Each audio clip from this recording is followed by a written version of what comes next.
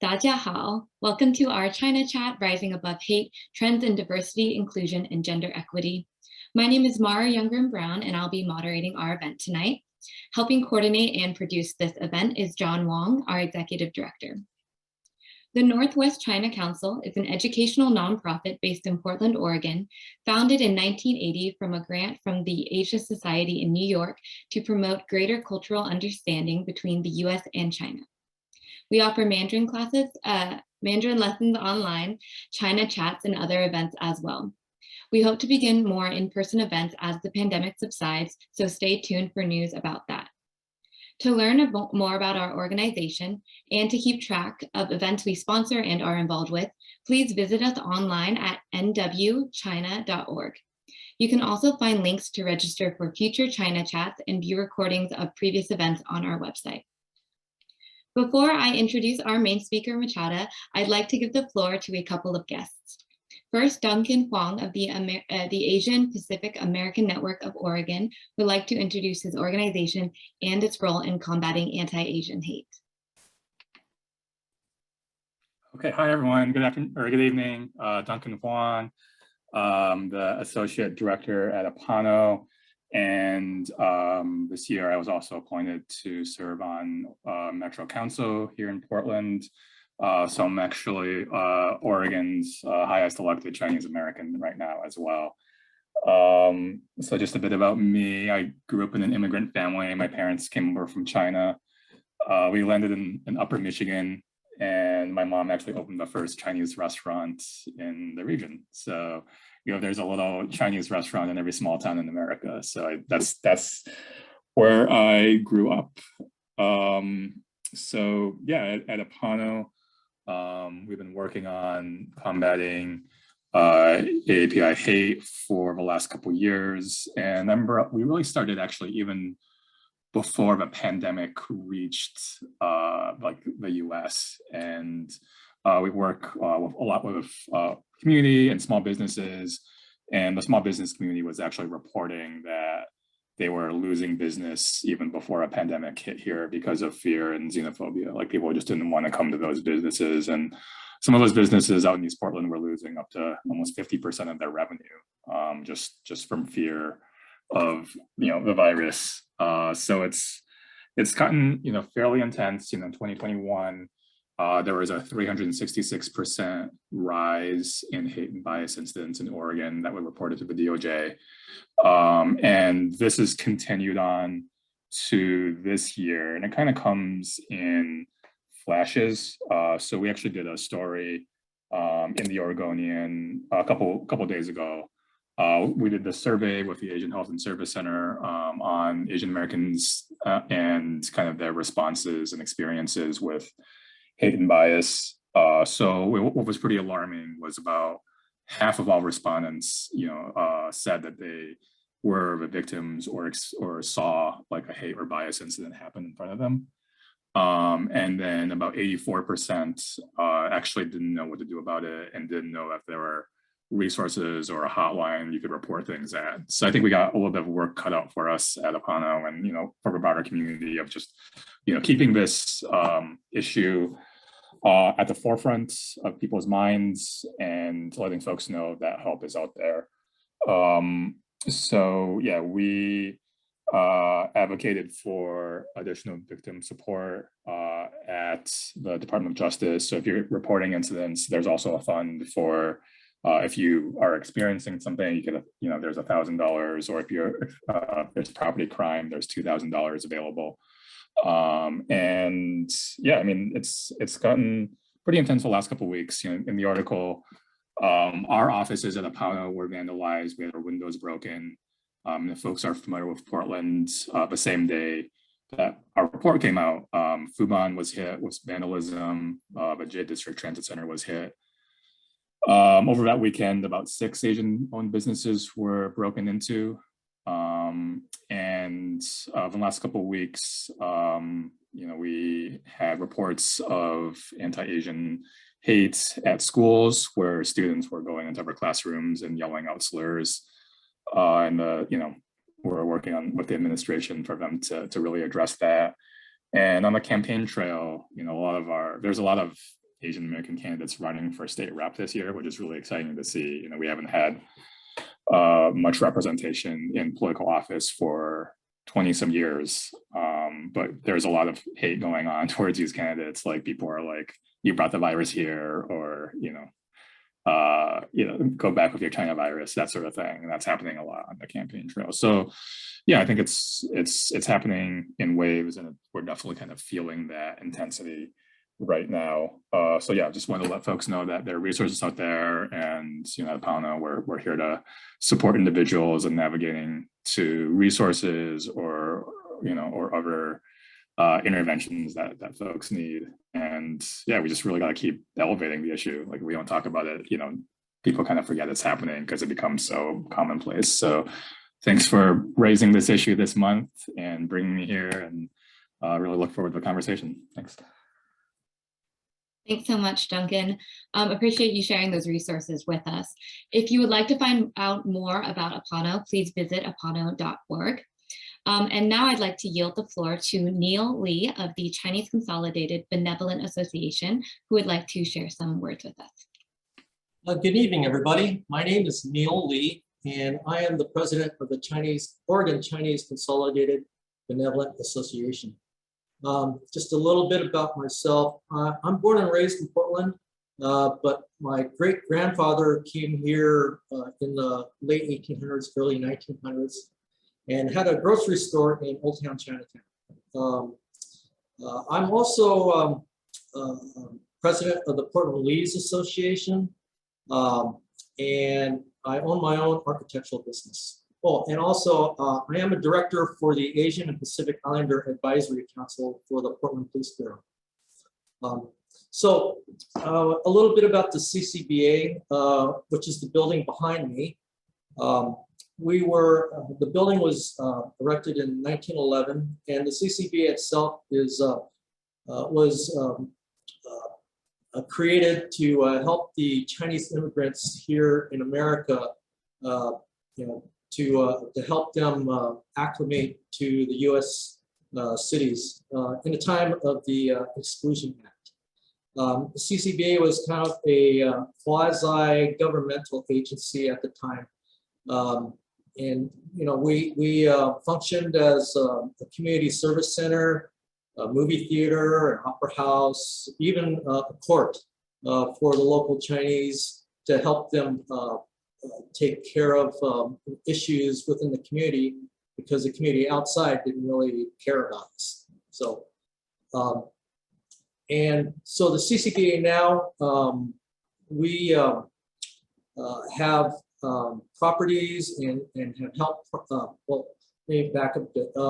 We have a property in Baker City, it's a cemetery, but we also have helped the Lone Fir Cemetery here in Portland. We have a long history there with documenting the people that were buried there and interning them and sending them the remains back to China. And that cemetery has a $4 million funding to improve that property, which we're grateful for Metro to do that. The CCBA also has a language school, and we also give out scholarships through our affiliate scholarship committee. And we do lots of Chinese New Year's celebrations. And we basically try to help the Chinese community and preserve our culture. For instance, the billboard behind me, we just put that up just for this month for the Asian Heritage Month. We put it up last year during the crisis, and so we wanted to make a statement. So that's pretty much what I can say for right now. But I'm glad that I could have a moment to speak a little bit about the CCBA. So thank you. Thank you, Neil. Appreciate you sharing about that with us. If you would like to find out more about the CCBA, please visit OregonCCBA.org. online. Thank you. Now I have the immense pleasure of introducing our speaker for today's event, Machada Smith-McGovern. Machada is the Organizational Development Associate for InterExchange, a Department of State designated J1 visa sponsor and cultural exchange nonprofit organization. She oversees staff experience and engagement and chairs and designs the Diversity, Equity, and Inclusion Committee and Program. She also serves as an independent consultant and senior facilitator at Translator, an innovative DEI analytics software agency. With that short introduction and background, the floor is yours, Machada. Thank you so much, Mara, and thank you to John Hwang, to Duncan, to Neil, and of course to Jim Mockford for having me this evening. I'm going to quickly share my screen with everyone so we can get started on talking about rising above hate, and just a nod that everyone can see my screen now. We're good. All right. So we're going to dive right in, and thank you for that introduction.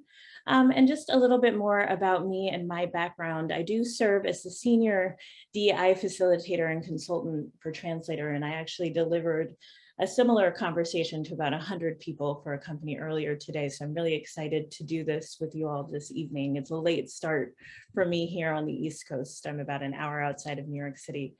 I also serve as the board chair of an organization called Teens of Color Abroad, and I'm excited to share more about that with you all a little bit later. I hold a bachelor's in Chinese language and literature and international studies from the University of Kansas, as well as certification in advanced Chinese studies from Beida, from Peking University. I started to study Chinese in 1999, back in middle school in good old Tulsa, Oklahoma. And I went to China for the first time in 2002 to Beihai Guanxi through AFS. And then I spent part of my senior year of high school through school year abroad in Beijing in 2003. I then went on to teach English in Jilin province in a very tiny town called Songyuan, about 2 hours outside of Changchun in 2008. And then I did an internship at the Shanghai World Expo. That's where I fortuitously met Jim Mockford in 2010. And then I spent time again in Shanghai working for a relocation organization from 2013 to 2015. And, I chose to study Chinese language, history, and culture because it was so different and just so unique from anything I'd been exposed to or studied. And when my middle school Chinese teacher, Susie Tattersall, name drop there, approached our public middle school in Tulsa, Oklahoma in '99 to start offering Mandarin Chinese, I really just jumped at the opportunity to learn something new, and it just stuck for me.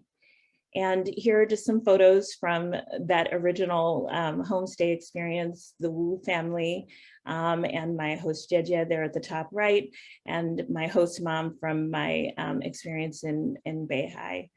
And then me at my favorite place, being a nerd, at various times in my life at Tiantan and Beijing, the Temple of Heaven. And I do hope to make it back to China at some point soon. I have not traveled internationally since the pandemic.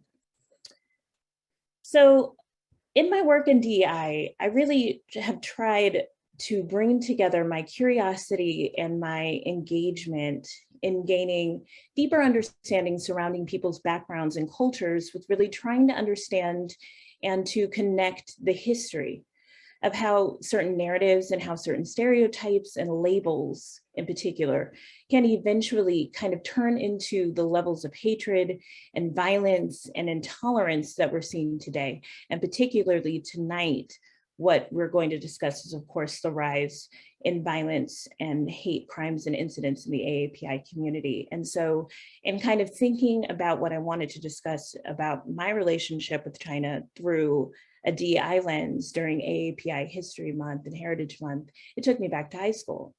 And again, my first trip to China was in 2002 to Beihai Guanxi to live with my host sister and her family. And later that year, she came to Tulsa to live with me and my family for a month in Oklahoma. And, upon my return from China, I was kind of shocked with a lot of the conversations I was having with friends, with people in my community, because I realized that I was being asked to answer a lot of questions about China and about Chinese people that were often incredibly xenophobic and incredibly ignorant. Questions like, or statements like people not being able to differentiate between Asian ethnicities, people asking me if I'd become a communist, people asking me weird questions about the food, people fetishizing, asking me if I went to China to find love, just generally ignorant and incurious questions. And sometimes I actually wondered if people were asking me these types of questions in particular because I'm a Black person. And so when my host sister came to Tulsa, and there's not, and still is not, a very large population of Asians or Chinese people living in the city of Tulsa, Oklahoma, as you might imagine. We encountered a lot of xenophobia when our group of exchange students toured parts of the state. This is 2002, post 9/11. There was open vitriolic hatred of China, tons of comments being slurred at them about food, about the government. And one of the worst incidents that stood out was when some boys used the C word one day, and they pulled their eyes back at our group of exchange students. And I was mortified. I was incredibly embarrassed. But my host sister, being Chinese, did not understand the C word. And I really wasn't sure what to say or how to stand up to the group of boys. And I went home and I told my mom, and she kind of flipped the script on me, and she asked me, and this is the first of many conversations I would then go on to have about whether or not I'd experienced racism when I was in China. And I told her yes, but that it was different. And when it happened, when I was in Beihai, my host sister stood up for me. She often would yell at people and get in their faces and tell them to stop staring at me. She would tell them to stop pointing at me. She would tell them to stop asking to take pictures with me. I explained to my mom, that there aren't a lot of foreigners in China, especially back in 2002, especially in Beihai. And, I explained to my mother that I was literally encountering people who had never laid eyes on a Black person before, and that I was dealing with a lot of negative stereotypes that they'd only seen in the media about us. What they were seeing was that we were thugs, that we were violent, that we were criminals, or conversely, that we were really good at basketball. So, I explained that I had to spend a lot of time actually contextualizing my African Americanness, my ethnicity, that I had to explain that me and my parents weren't born in Africa. And, slowly began to realize that many Chinese people didn't know anything about slavery, that many of them thought that all Americans were white, and that many of them weren't even really completely fully cognizant that there were Black people in America. And so while the things that they were doing and saying to me were racist, that in many cases, they were really operating from a place of pure ignorance. And I said to my mom, the boys at our school should have known better. They shouldn't have used the C word because they're American and we have diversity here. And she laughed at me, being an older Black woman from Chicago. And she said, racism is everywhere and it knows no bounds. And so in that experience, both my host sister and I really felt the sting of racism in new contexts. Her, suddenly a minority in America, being hit with stereotypes and labels that she was completely unaware of. And me in China really navigating, translating new words for racial slurs. So really from the outset of my study of China until today, I've really deeply considered personally and professionally how racism and how stereotypes and how ignorance and discrimination really intersects and impact all of us differently. But it was then that I really started to realize how important it is to stop it, because if you don't, it really stops people from learning more about one another. But then I also realized how truly hatred and fear stems from ignorance. So tonight, I just really want us to center our conversation surrounding the resurgence of hate, starting with learning a little bit more about the history of the discrimination against the AAPI community, talking a little bit more and having space for a group discussion surrounding the really pervasive stereotypes and labels that really lead us to the isms and the phobias that I believe directly cause a lot of the rise in violence and incidents that we're seeing that Duncan was sharing about. And, you know, this resurgence of hate. And then I want to talk a bit more about a little bit more of what I do in DEI in terms of taking action. And then I'll wrap up, if I have time, in terms of allyship with teens of color abroad and other organizations between marginalized groups and what we're doing to take action. So again, why DEI? DEI is just central to bridging empathy and awareness and understanding. And I'm sure we're all familiar with the definitions of DEI, but I think it's just incredibly central to the work that we do in cross-cultural education. And with diversity, I think it's just incredibly important to expand our definition outside of race. We're talking about various dimensions of our identity here. We're talking about ethnicity, gender, sexual orientation, age, physical abilities, religious beliefs, and so on. And then, you know, I also want to touch on belonging, because I think that this is also a very central piece to a lot of the stereotypes and labels we're going to discuss tonight. You know, belonging is really the feeling of security and support where there's a sense of acceptance and inclusion in a society, in a community, in a workplace. And this is really what we're striving for in our work in DEI. And a lot of DEI speak right now, you're seeing that additional B being added on, or that J for justice. But that belonging piece, I think, is going to be really central in what we talk about tonight. So just briefly, I want us to touch on, because again, with these talks in DEI, we never know, and I want to center us all in discussion together. But, you know, and as many of us are aware and familiar with, and as is the case with all forms of racism and intolerance in American society, you know, the history of discrimination against the AAPI community in our country isn't new, but we have to start here. So I will start this video. Please let me know or signal if you have any trouble with the audio. I look with great pride at the courage my grandfather had in coming to America. That journey helped turn young Warden Hwang into a leading U.S. immigration attorney. He knows better than most how hard crossing to America has been for many groups. For Asians, it was marked by America's first immigration ban based on race, starting with the Page Act in 1875 targeting Chinese women, and the Chinese Exclusion Act in 1882 that largely stopped Chinese men from immigrating and those already here from naturalizing. Western states pushed the law through by cutting a deal with Southern states targeting another minority. The people in the South didn't care about Chinese. There weren't any Chinese there.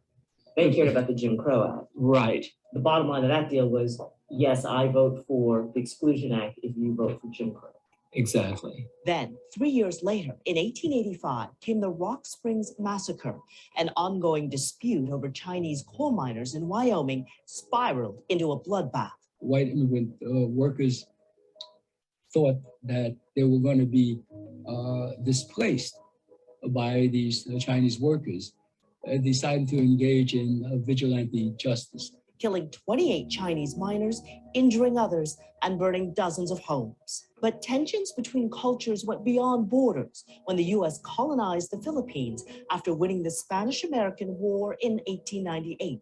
Military officials uprooted indigenous tribesmen to showcase them at the 1904 World's Fair in St. Louis. This human display was a display of imperial power. Filipinos were displayed in this World's Fair as savages, as barbarians, as almost like animals. Young Filipinos eventually became farmers in California, but under cheap pay and poor living conditions. In 1930, a white mob attacked Filipino farm workers for dancing with white women, sparking similar attacks in other cities. There were incidents where they would create riots or they would assault Filipinos. Then came World War II.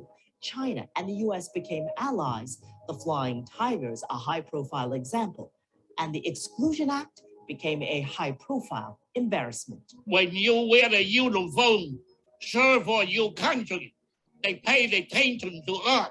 Louis Yi, then an 18-year-old soldier, helped with the petition that ended the immigration ban. So 1943, they get the exclusion law, do away with it. But also during World War II, 120,000 Japanese, 70,000 of them U.S. citizens, were sent to internment camps for the duration of the war. This as some 33,000 Japanese served in the U.S. military and comprised the legendary 442nd Regimental Combat Team. That unit was the most highly decorated unit of the entire war. Decades later, another war in Vietnam, sending 130,000 refugees to the U.S. By the late 70s, many became shrimpers on the Gulf Coast. The competition triggered shootings, boat burnings, along with assaults and intimidation by the Ku Klux Klan. Then, in 1982, a killing that outraged and galvanized Asian Americans. 27-year-old Vincent Chin was murdered the night of his bachelor party in Detroit. 2 white auto workers beat him to death with a baseball bat, apparently blaming Japanese car makers for taking American jobs. Chin was Chinese. The punishment against his killers, a $3,000 fine. Unimaginable, these things. But as the world was grieving, the 9/11 terror attacks also spawned even more hate, this time towards South Asians. Bullying, harassment, racial profiling, and places of worship vandalized. The first month after September 11th, there were more than 300 cases of violence and discrimination against Sikh Americans alone in the U.S. Nearly 20 years later, tracking hate crimes against the community continues to this day. Discrimination and violence is often triggered by greed or fear and frustrations like jobs, safety and security with family and health, and a lack of familiarity. It is easy to be afraid of and to fight what we do not know. As she said, it's easy to fear what we do not know, which leads us directly into stereotypes and labels. And, following systemic disenfranchisement and exclusion, Asian Americans in particular face really persistent stereotypes and marginalizations that have led directly to this increase of hate crimes and incidents that we're seeing today. And, the goal ultimately of stereotypes and labels that become part of the narrative of what we in DEI refer to as the privileged majority really seek to dismantle access to power. And, these stereotypes are aimed at dismantling that sense of belonging, like I was sharing before, in American culture, and really increasing otherization, those types of microaggression questions. Why are you here? Why do you belong here? Where are you really from? And so, other ways these stereotypes kind of start to take shape are in the form of micro-invalidations, which are a form of microaggression. And these are really verbal comments or behaviors that kind of seek to exclude the reality of people of color. And then, these stereotypes and labels are really easily activated. And what I mean by that is that they're very familiar in the American consciousness, okay? They're kind of like the water we swim in the sense that we've all heard them before, we've all seen them depicted in the media. They're not new, but we always just kind of accept them. We don't question where they come from. And in many cases, the stereotypes that are directed at the AAPI community are aimed at causing members to question, again, their Americanness or their true American identity. And again, just a distinction between stereotypes and labels. A stereotype is just a fixed or oversimplified image or idea. People from X country are better than people from Y country, for example. And a label is just an assignment to a category: fat, skinny, small, black, white, so on. So kind of as we start to explore the roots of stereotypes and labels, in particular against the AAPI community and more tonight about the East Asian community, several pervasive labels start to arise. And of course, many of you are familiar and have been victims of this discrimination, so I don't need to tell you, but for those who may not be familiar, the term yellow peril, that refers to white apprehension appearing first in the late 19th century, stemming from a claim that whites would be displaced by a massive influx of East Asians who would fill the nation with foreign culture and a speech incomprehensible to those already here and start to steal jobs away from European inhabitants. That sound familiar to anybody? We've started to hear that rhetoric again about the Latinx community. Perpetual foreigner. You know, and a lot of the hostility that Asian Americans have faced is really rooted in this question again of belonging in the US, like I've shared. And, you know, some people have suggested that Asians can combat the prejudice and xenophobia by really proving their patriotism, disavowing, you know, their countries of origin and really committing to their communities here. Another major factor in the perpetuation of racism in particular is the model minority myth. And we'll talk about how many of the stereotypes and labels really fit within this paradigm, like smart, hardworking, nice, docile. And you know, this myth really serves to create a good bad binary, right, against problem minorities like Black people in America. But by branding Asian Americans as a model minority, this kind of obscures how from the Exclusion Act on, systemic injustices really have disproportionately hurt Asian Americans. And so the term also then serves to reduce the visibility of racism and other forms of systemic disenfranchisement against Asian Americans as well. And then, of course, another form of hostility and exclusion in the form of stereotypes and labels are gender-based stereotypes, which are incredibly prevalent, of course, with Asian men being portrayed as emasculated, weak, powerless, and Asian women being portrayed as hypersexualized, submissive, or also hyperdominant in a way with the tiger mom stereotype or the dragon lady imagery.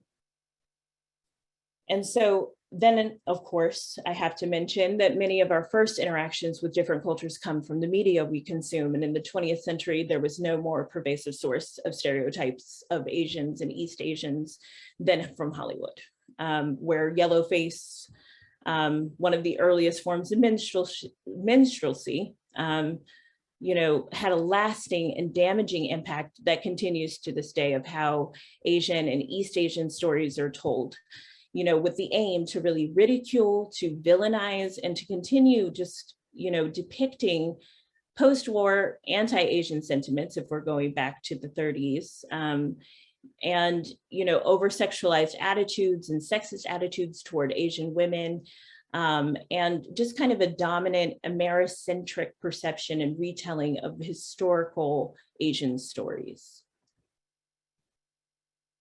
So now I'd like to kind of open the floor, and I'm going to ask everyone to visit www.menti.com on either your smartphone or in another browser window, and enter the code 4518. And I see some folks may have already done this. 4518-6781 is the code there. And I'm going to ask those from the AAPI community, what stereotypes or labels have you experienced? And those of us who are allies or non-AAPI, what stereotypes or labels have you witnessed or heard about the AAPI community? And I'll read some as you're sharing. So I already see some, like I said, being entered. I see docile, Asian equals Chinese. I see good at math. Thank you for those who've started sharing. Mocking languages. Smart. Submissive. Not a person of color. And as we're kind of sharing and, you know, thinking about how, you know, those labels fit under, you know, the broader category of hostility, exclusion, meaning to otherize, and really to get at that sense of belonging, the perpetual foreigner concept. Think about how some of these fit in there. Where are you from? Asian fetishes. Thank you. Hard work. Obedient. Good at math. I think I might have already shared that one aloud. And for those who are not familiar with Menti, the larger the word, the more people have shared it. Strong family, Japanese. Thank you. Weak. Bad at driving. Foreign. Very organized. So just keep them coming in. Thank you all so much for your vulnerability and sharing. I'm gonna ask Mara, would you like to share a little bit more about what you shared on this question? And then I would love to invite anybody else who feels comfortable to come off mute and share a little bit more about what they entered. Yeah, absolutely. So hello, everyone. I will, introduce myself a little bit more.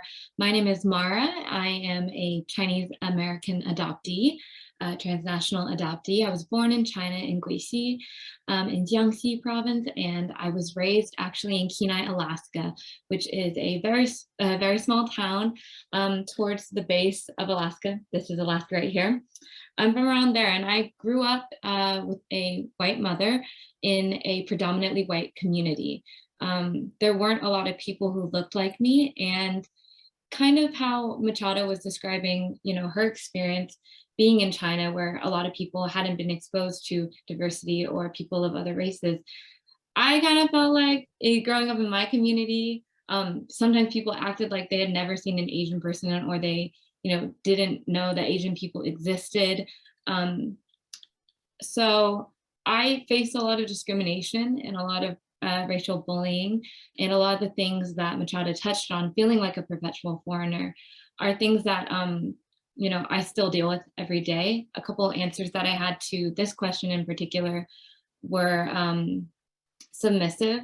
As an Asian woman, there's a whole conversation we could have about intersectionality. I'm not just Asian, I'm not just a woman, I'm an Asian woman, and all the stereotypes that come with that specifically. Submissive is definitely one that people often assume about me. It's not one that I would ascribe to myself. And then I'll just share one of the other ones I put there. Not a person of color. And what I mean by that is, there have been surveys, and there is data to back this up, that white people view Asian people as more similar to them versus other minorities, and there was that whole story about Washington school district, I believe, classifying Asian students as white, as not people of color.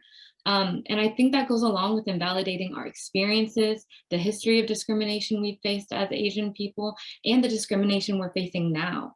Because, if you're seen as that model minority, if you're seen as close to white people, might not be as receptive when you talk about how someone said the C word to you, or, you were physically threatened in a public space because someone told you to go back to your country. And so those are just two that I'll touch on about kind of my experience and how stereotypes and labels have affected how I feel as an Asian American. Mara, thank you so much. You touched on so many important things, from intersectionality to how, these stereotypes really do impact how society impacts, and affects the way we navigate the world.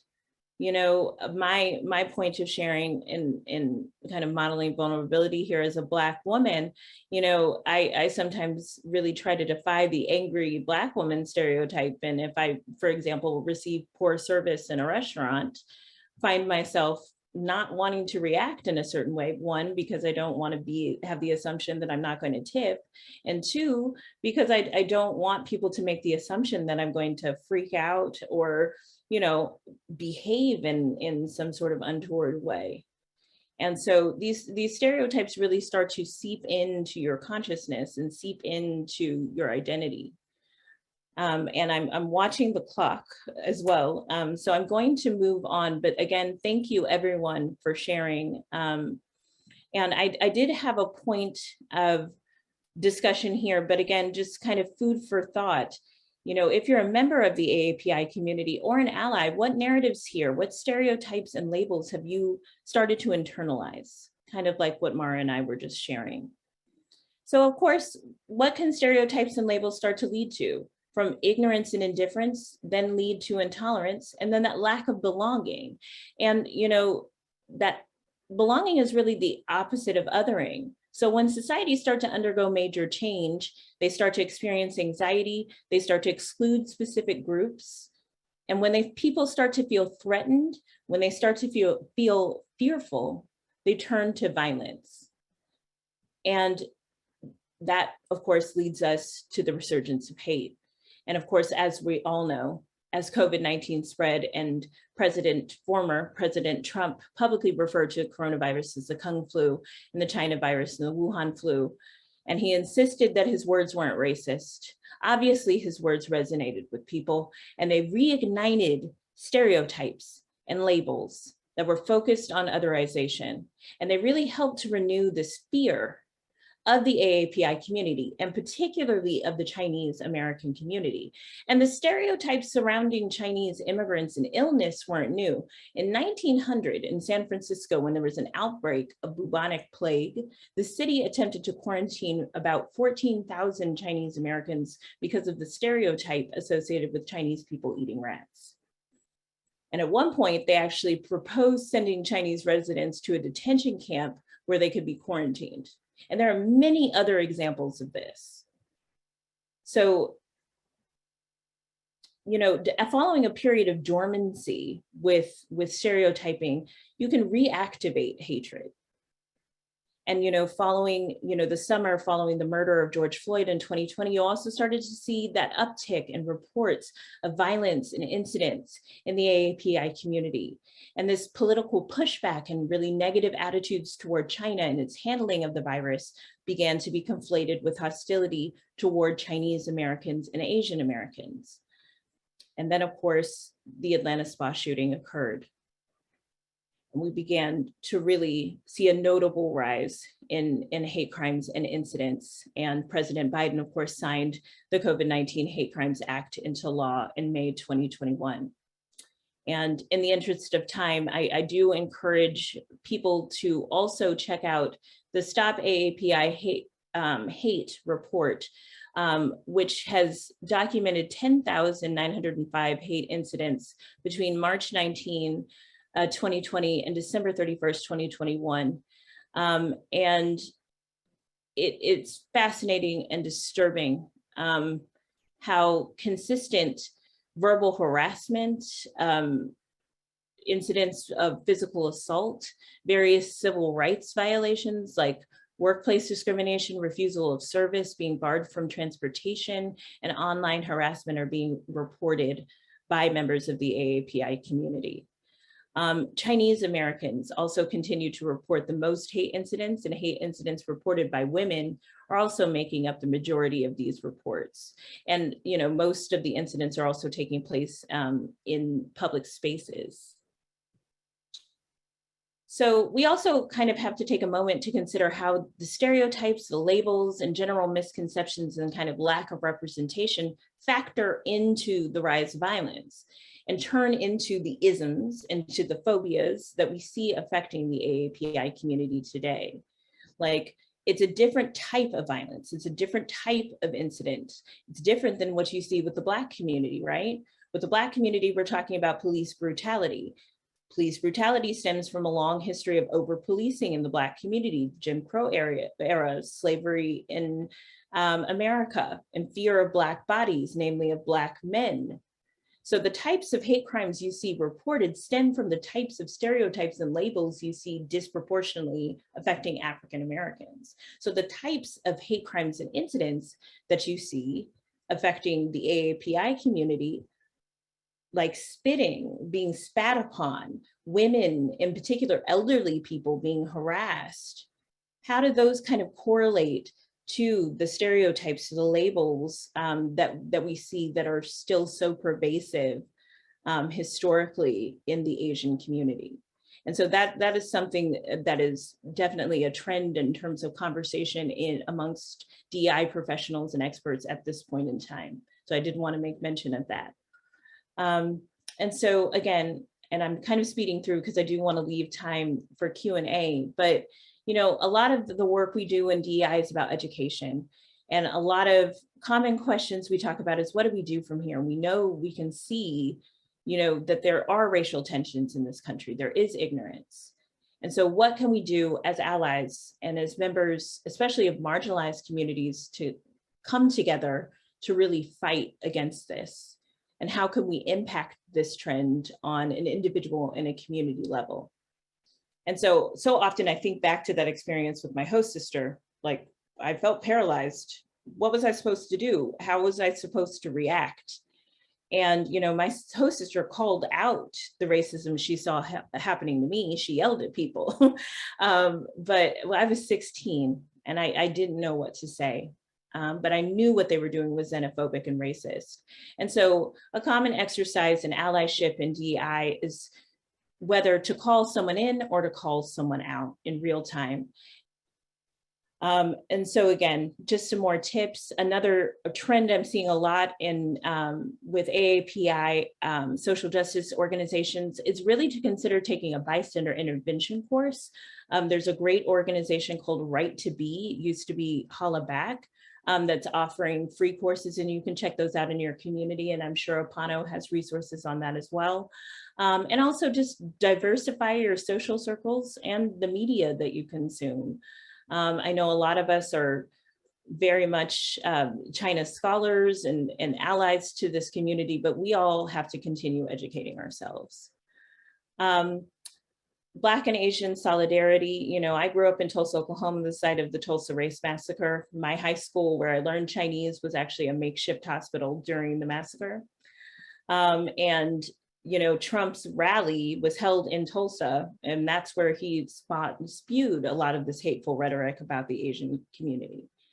And so, just a food for thought question. And right now it's incredibly important for marginalized communities to come together to really dismantle systemic racism and disenfranchisement. And, we've got to talk about incidents from the murder of Latasha Harlins by the, Korean shop owner that sparked the LA riots, to the Vietnamese officer involved in the murder of George Floyd.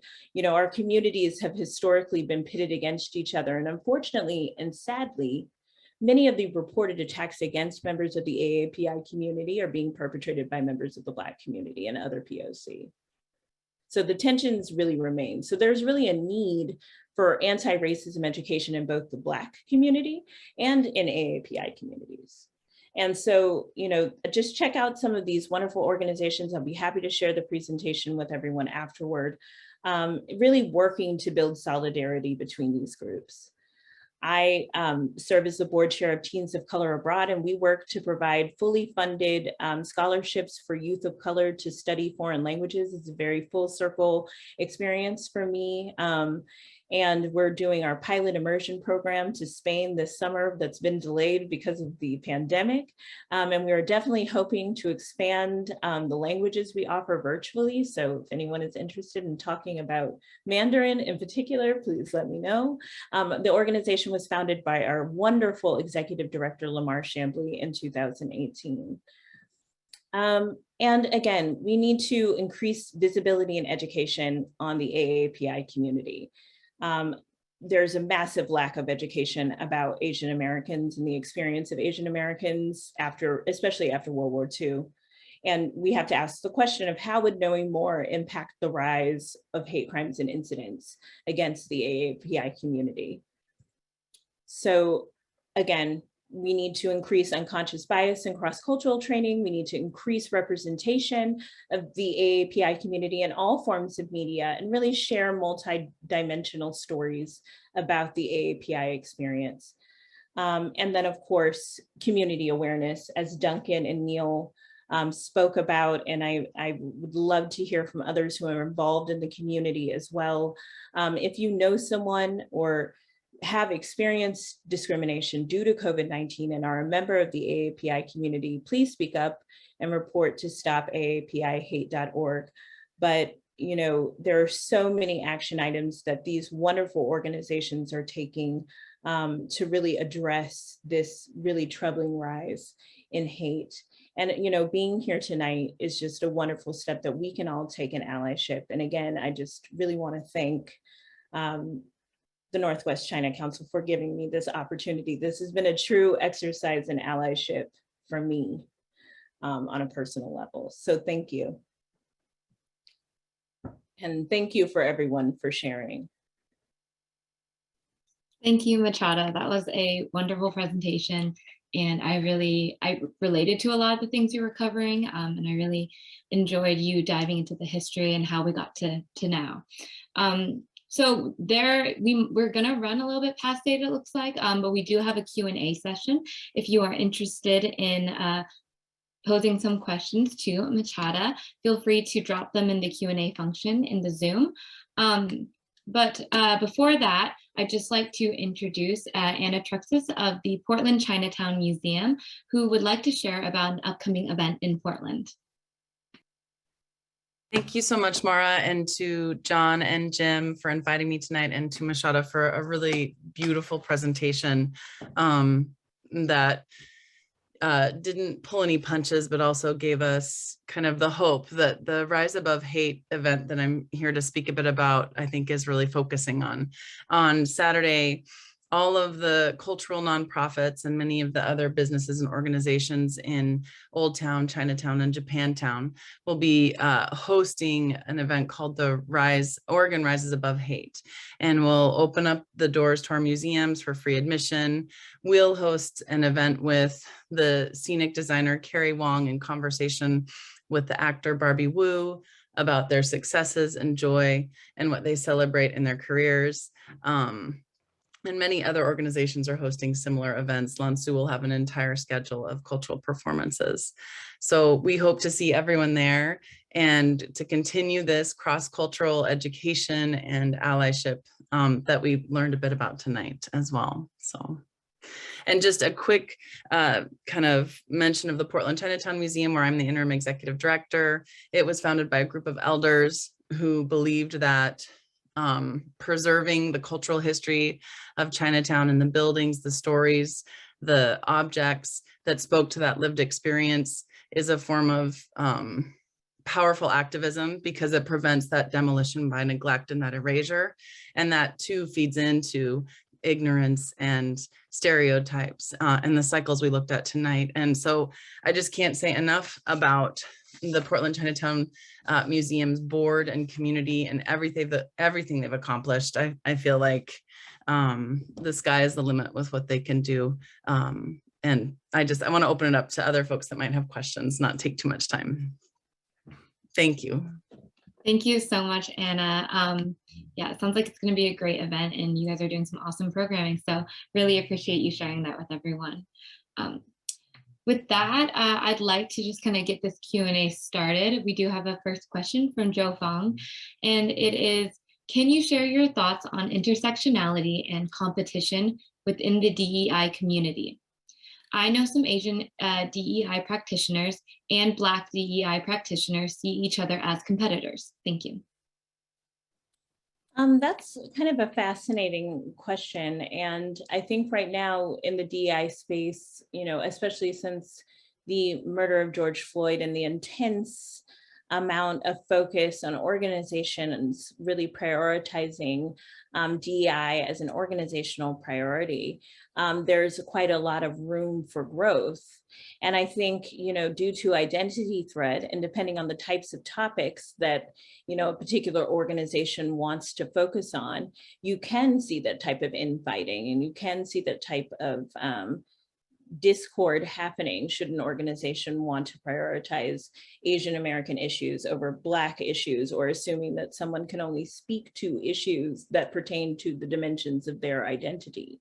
And so I think it really takes a forward-thinking approach to DEI. If we're coming at this from a point of thinking equitably, that we should all be able to learn in allyship about issues that affect all of us, and learn to speak articulately and effectively and passionately to issues that don't necessarily affect us personally, but that affect us all as human beings in American society. Thank you, Machada. it looks like there's no other questions in the queue right now, but I had a question for you, real quick. So I know that you, you do DEI work, and I just have a question about education as kind of a proposed solution to combating anti-Asian hate and stereotypes and prejudice. And so I would just love your kind of thoughts on maybe the differences between educating in schools, growing up in K through 12 education and having more information and history about the Asian American experience at that level, and then also how that differs from educating people who are adults who are maybe in the workforce attending, say, a DEI session put on by their company. Right, and I think that that's an excellent question. I think both need to be happening simultaneously. Right now, obviously, there's a very heated debate happening in terms of K through 12 education surrounding critical race theory, and whether or not the narratives and histories of people of color and a more holistic approach to American history needs to be taught. And I think in the DEI space, the answer to that question is yes, we need to be sharing more accurate stories and the more accurate picture of American history, because again, this inaccurate picture, really does lead to a lot of hatred, a lot of violence, a lot of misunderstanding, and also leads to the adult workshops that I do a lot of now in DI education for workplaces and for adults who really just simply do not know various elements of American history because we simply were not taught. And so, the question is, everyone should be learning constantly, would be sort of my answer to the question.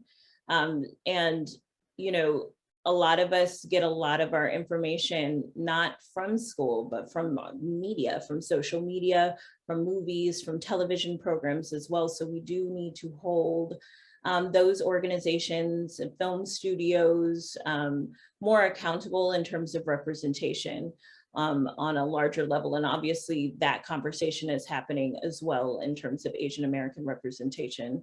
I know, Mara, we talked about that as being a question for tonight, and that could have been its own presentation. It was very difficult to pick one road to go down tonight, but yeah, so I would say all of the education all of the time. Thank you so much for saying that. We do have a question in the chat from Jeffrey Kinkley, which is there any unique character to problems of misunderstanding, discrimination, etc. faced by Asian Americans in the Portland area? Machada, you are not from Portland. So, I mean, I've only lived here since, June of last year, coming up on a year. So I also don't know if I feel comfortable answering this question. But what I will say is what I've experienced generally in Portland has been much like racism I've experienced in other places. I will say that Portland has there's a perception that Portland is this incredibly, progressive, liberal paradise where, racism doesn't happen, or which is so not true, but we're very progressive and liberal, and we're seen as such. And it is a very accepting city, a very accepting community, but that still doesn't mean that discrimination isn't faced. I know, as Duncan was talking about, a lot of Asian businesses in particular have been vandalized. I see quite a bit of news about that. But that's all I can say about my experience in particular. Hey, can I jump in on that one? So I'm Jim Mockford. I'm president of the Northwest China Council, and I grew up here in Portland. McMinimum's Kennedy School is my alma mater. So those of you know that pub might not know it was once an elementary school.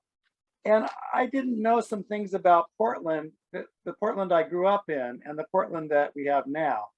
And one of those was I was actually a member of an integrated Boy Scout troop. We had African-American boys in our Boy Scout troop, including I think the second and third African-American to ever become Eagle Scout in the city of Portland. And we didn't really know that was unusual in our little neighborhood, which was a fairly eclectic, you know, neighborhood of Greeks and Jewish kids and this and that, until we went somewhere else, including like a Boy Scout jamboree held in another part of the country where people were horrified that we were an integrated troop, not only integrated by troop and even in patrol, but even maybe sharing a tent as a Boy Scout, you know. And we came back to Portland and we actually didn't really know other things about Portland, such as legal issues in history that prevented Blacks from settling in Oregon to start with, right? We had the history that didn't include everyone in our history, some type. But anyway, Machada, I wanted to thank you for staying on so late, coming out here. And you are a national resource, I'd say. And I'm happy that we got to have you virtually in Portland. And we want to invite you physically to visit us sometime when conditions permit and see Portland Chinatown Museum and Lao Tzu Chinese Garden and anything else you want to see while you're out here. Thank you, Mara, for being our moderator and working on this event up to the very moment we started. There was a lot going on behind the scenes. John Hwang as our Zoom master, you know, behind the scenes. And then Anna Truxes, who I do see on occasion at various places. You pop up and I pop up and there we are. So I hope to see you again very soon, Anna, at the events you mentioned. I would urge people watching this to check links that we have available at Northwest China Council or Portland Chinatown Museum or other organizations. And to our earlier participants, Duncan, Hwang, and Neil Lee, we will make some links available to your organizations as well. And I want to thank you for joining us at the beginning of this conversation. So we are a bit over time. For all of you who have joined, keep an eye out on our website for our upcoming book talks. We have one next week about fallen tigers with author Daniel Jackson, who's a serving member of the Air Force, recently came back from the Philippines, but he's going to be working on his PhD in history soon. And I think he already deserves one for having written that book.